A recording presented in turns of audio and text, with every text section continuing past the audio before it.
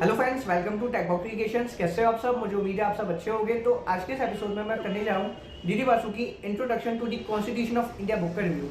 Lexus nexus publication की ये book है और ये इस बुक का 24th एडिशन है जो अभी 2020 में ही पब्लिश हुआ है। आज की इस वीडियो में आप जानोगे कि इस बुक का कंटेंट कैसा रहता है। वैसे आप यकीन नहीं मानेंगे कि जो जर्नलिस्ट होते हैं, जो पॉलिटिकल एक्टिविस्ट होते हैं, इवन जो स्टेट्समैन होते हैं और जो जितनी भी पॉलिटिकल अथॉरिटीज रहती हैं, वो सभी इस बुक को तो एक बार जरूर पढ़ते हैं, जिससे कि उनको कॉन्स्टिट्यूशन के बारे में अच्छे से नॉलेज हो जाए और वो अपनी डेलिब्रेशंस आगे कंटिन्यू कर सकें।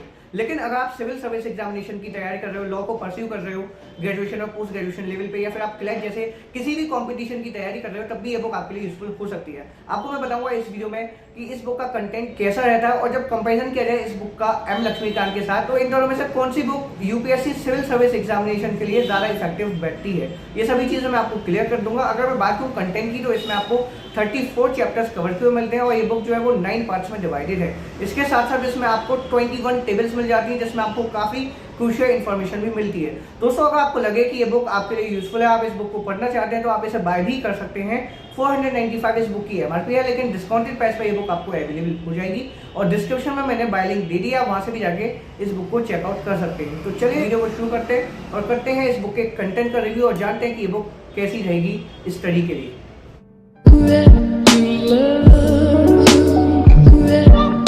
तो चलिए दोस्तों, खोलते हैं इस बुक को और सबसे पहले चलते हैं इस बुक के टेबल ऑफ कंटेंट्स पर, पता करते हैं कि वो 34 चैप्टर्स कौन से हैं जो इस बुक में कवर किए गए हैं।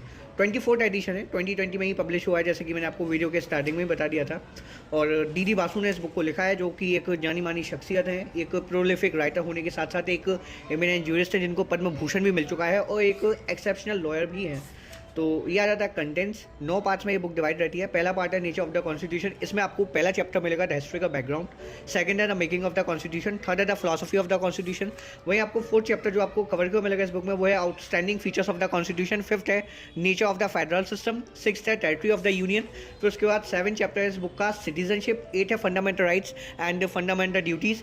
9 चैप्टर जो आपको कवर किया मिलेगा वो है the active principles of state policy. 10 है प्रोसीजर ऑफ अमेंडमेंट, कैसे आप इंडियन कॉन्स्टिट्यूशन में अमेंडमेंट कर सकते हो, उसका क्या क्या प्रोसेस रहती है, वो आपको यहाँ पे पता चल जाएगी इस चैप्टर में। फिर ये सेकंड पार्ट स्टार्ट हो जाता है इस बुक का, जो कि गवर्नमेंट ऑफ द यूनियन। इसमें 11 चैप्टर आपको मिलेगा यूनियन एग्जीक्यूटिव। इसमें आपको पार्ट्स मिलेंगे, जैसे कि पहला पार्ट है the president and the vice president, second powers and duties of the president, third part है इस चैप्टर का द काउंसिल ऑफ मिनिस्टर्स, फिर फोर्थ है the president in relation to his council of ministers, फिर ये attorney general of India, controller and auditor general of India. फिर ये 12 chapter है the union legislature. Total 21 tables आपको इस बुक में मिलती है, जैसे कि टेबल 1 है इसमें facts to start with, table 2 है state wise membership of the constituent assembly of India on 31 दिसंबर 1947, और भी आपको टेबल्स मिलेंगी। आपको पीडीएफ फॉर्म में टेबल ऑफ कंटेंट्स मिल जाएगा, आप डिस्क्रिप्शन में जाके उसे देख सकते हैं। तो ये पार्ट 1 स्टार्ट हो जाता है नेचर ऑफ द कॉन्स्टिट्यूशन। तो ये पहला चैप्टर है हिस्टोरी का बैकग्राउंड। इसमें मतलब इंडिया का कॉन्स्टिट्यूशन फ्रेम कैसे हुआ, मतलब उसके पीछे कौन कौन से एक्ट थे, जिन एक्ट से प्रोविजंस लिए गए इंडिया के कॉन्स्टिट्यूशन को फ्रेम करने के लिए, वो बताए जाएंगे। जैसे कि government of India act 1858, government of India act 1919, और भी काफ़ी सारी चीज़ें आपको मिल जाएंगी, जैसे कि मॉर्ले मिंटो रिफॉर्म्स और जो इंडियन काउंसिल्स एक्ट था 1909 का, और मॉन्टेक चैम्सफोर्ड रिफॉर्म्स, उनके बारे में आपको पता चलेगा यहाँ पे। फिर आपको रेफरेंसेस मिलेंगे चैप्टर थ्योरी के बाद। एंड देन ये सेकंड चैप्टर स्टार्ट हो जाता है पहले पार्ट का the making of the constitution, मतलब क्या क्या डेलीगेशन रही, कैसे कॉन्स्टिट्यूशन को मतलब फ्रेम किया गया, कैसे कमेटीज बिठाई गई और कॉन्स्टिट्यूएंट असेंबली कैसे फ्रेम हुई, और इंडियन इंडिपेंडेंस एक्ट 1947 उसके बारे में आपको बताया जाएगा। फिर आपको रेफरेंसेस मिलेंगी। फिर थर्ड चैप्टर है the philosophy of the constitution, मतलब आपको प्रियम्बर के बारे में बताया जाएगा, जितने भी वर्ड्स प्रियम्बर में आपको मिलते हैं, जैसे कि Republic, secular, socialist, sovereignty, democratic, उन सब की आपको एक प्रॉपर डेफिनेशन मिलेगी, मतलब जो कॉन्स्टिट्यूशन फ्रेमर्स थे उनका क्या ऑब्जेक्टिव था इन वर्ड्स को लेकर, वो आपको यहाँ पे मिल जाएगा। आखिर ये वर्ड्स क्यों कॉन्स्टिट्यूशन के प्रेमर में डाले गए और इवेंचुअली कॉन्स्टिट्यूशन में डाले गए।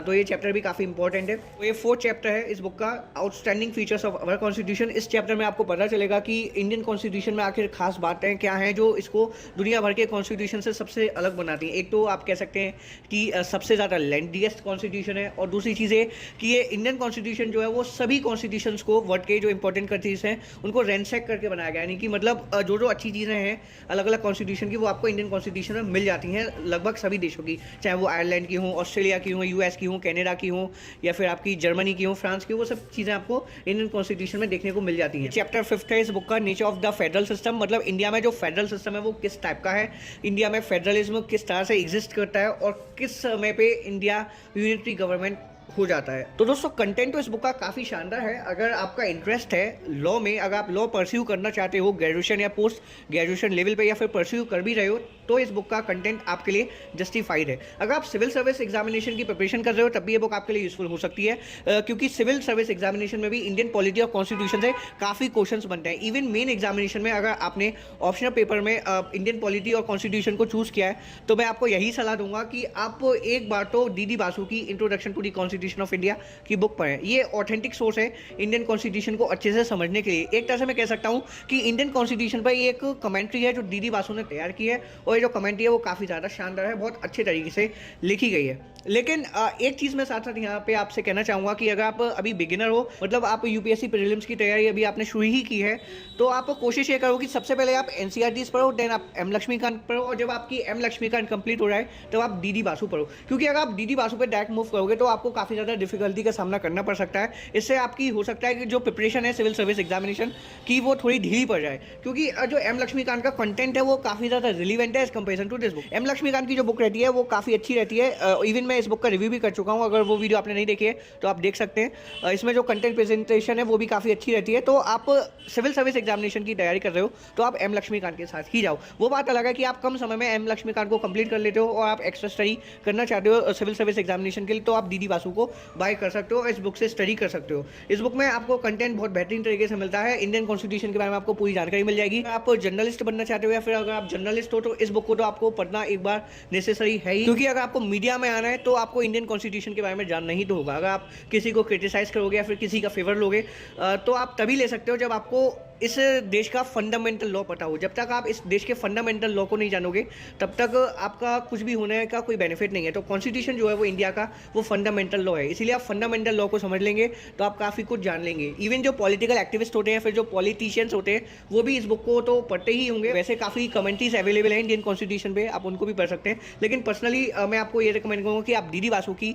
Introduction to the constitution of India की बुक के साथ जाएं। अगर आप इस बुक को हिंदी में पढ़ना चाहते हैं तो इस बुक का हिंदी एडिशन भी अवेलेबल है, आप उसको बाय कर सकते हैं। डिस्क्रिप्शन में आपको बाय लिंक मिल जाएगी। 30th चैप्टर इस बुक का the services and the public service commissions, national level पे और स्टेट लेवल पे जो होते हैं, जैसे कि यूपीएससी और स्टेट पब्लिक सर्विस कमीशंस अलग अलग स्टेट्स के। ये 31st चैप्टर है इस बुक का इलेक्शंस के बारे में आपको बताया जाएगा, कैसे चीफ इलेक्शन कमिश्नर रिस्पॉन्सिबल होता है फ्री एंड फेयर इलेक्शंस को कंडक्ट कराने के लिए, वो आपको बताया जाएगा। 33rd चैप्टर है लैंग्वेजेस का, इसमें इंडिया में जितने भी लैंग्वेजेस हैं उनके बारे में आपको पता चलेगा कि कैसे एक लैंग्वेज ऑफिशियल लैंग्वेज बनी। फिर 34th चैप्टर है how the constitution has worked, कैसे हमारा कॉन्स्टिट्यूशन काम करता है, आखिर क्यों नीड रहती है कॉन्स्टिट्यूशन को बार बार अमेंड करने के लिए, वो आपको इस चैप्टर में बताया जाएगा। मतलब बताया जाएगा कि कैसे हमारा कॉन्स्टिट्यूशन रिजिड ना होकर फ्लैक्सिबल है, लेकिन इतना भी फ्लैक्सिबल नहीं है कि जब आपका मन किया आपने अमेंडमेंट कर दिया। 34 चैप्टर्स की कवरेज के बाद मिलेंगे टेबल्स, जो टेबल्स आपको काफ़ी ज़्यादा इंपॉर्टेंट इन्फॉर्मेशन प्रोवाइड कर देती है। जैसे कि ये सेकंड टेबल है इस बुक की, इसमें आपको स्टेट वाइज मेंबरशिप का पता चलेगा जो कॉन्स्टिट्यूएंट असेंबली की थी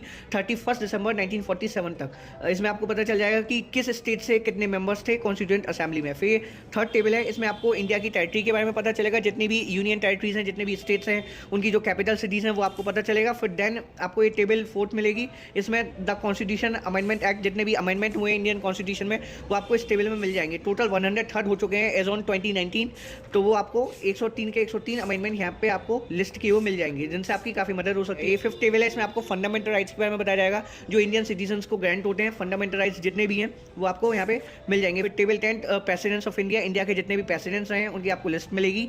फिर वाइस प्रेसिडेंट्स ऑफ इंडिया, फिर prime ministers of India, and then आपको ये फिर टेबल 11th मिलेगी, representation of states and union territories in the council of states, Rajya Sabha में मतलब एक स्टेट कितना रिप्रेजेंटेशन करती है वो आपको मिलेगा। फिर टेबल 12th है allocation of seats in the house of people, Lok Sabha. तो दोस्तों मैं उम्मीद करता हूँ कि आपको इस बुक के कंटेंट के बारे में आइडिया लग गया होगा, आप जान गए होंगे कि इस बुक में आपको कंटेंट कैसा मिलता है, क्या इस बुक से आप सिविल सर्विस एग्जामिनेशन की तैयारी कर सकते हो या नहीं। और दोस्तों मैं आपको बता चुका हूँ कि आप प्रीलिम्स की अगर तैयारी कर रहे हो तो प्रीलिम्स के लिए तो आप एम लक्ष्मीकांत को कंप्लीट करने की कोशिश करो। वहीं अगर आप मेंस की तैयारी कर रहे हो, एम लक्ष्मीकांत को आपने अच्छे से लिया, देन आप दुर्गादास बासु की introduction to the constitution of India वाली बुक बाय कर सकते हो। लेकिन जो बुक ज्यादा रिलेवेंट रहती है सिविल सर्विस एग्जामिनेशन के लिए वो रहती है एम लक्ष्मीकांत की इंडियन पॉलिटी। लगभग हर एक यूपीएससी एस्पिरेंट इस बुक को बाय करता है। अगर आपका इंटरेस्ट है इंडियन कॉन्स्टिट्यूशन को जानने में, मतलब आप किसी भी कॉम्पिटिशन की तैयारी नहीं कर रहे हो, तब आप डी बासु की बुक ले सकते हो, आपको काफी ज्यादा इंफॉर्मेशन मिल जाएगी इंडियन कॉन्स्टिट्यूशन को लेकर। तो दोस्तों फिलहाल वीडियो में इतना ही, मुझे उम्मीद है कि आपको ये वीडियो इन्फॉर्मेटिव लगी होगी। अगर आपको किसी भी तरह से मदद मिली हो तो प्लीज एक लाइक कर दीजिएगा, अपने दोस्तों के साथ शेयर कर दीजिएगा, जिससे कि उनको भी आइडिया लग जाए कि डीडी वासु की introduction to the constitution of India की बुक कैसी रहती है। चलिए फिलहाल वीडियो में इतना ही, मिलता हूँ नेक्स्ट एपिसोड में। Thank you for watching this video.